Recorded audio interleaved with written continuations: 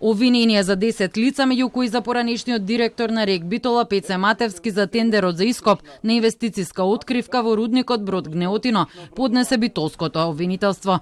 Матевски на 3 октомври 2022 година го склучил договорот со фирмата Рудкоп, откако од Комисијата за спроведување на јавна набавка претходно била елиминирана Гранит, која ги исполнувала сите технички услови. Тендерот бил склучен околу 11,5 милиони евра, но следел и анекс кон договорот во септември 2023 година, со што се зголемила вредноста за 20% или речиси 2 милиони евра.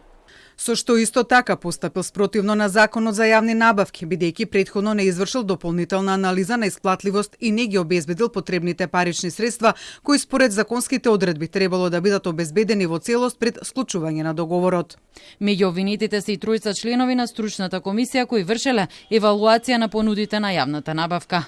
Спротивно на Законот за јавни набавки донале одлука со која незаконито елиминирале понудата на еден економски оператор од понатамошна евалуација. Иако фирмата доставила доказ дека ги исполнува условите за техничка и професионална способност од тендерската документација, тие сепак ги оцениле ваквите докази како неприфатливи и отфрлиле понудата. Се гонати тројца членови на Комисијата за јавни набавки кои го прифатиле ваквото стручно мислење и на електронска аукција поканиле само две други фирми кои имале понудено повисоки почетни цени од елиминираната фирма. Дел се обвинети за злоупотреба на службена положба и овластување, а дел за несовесно работење.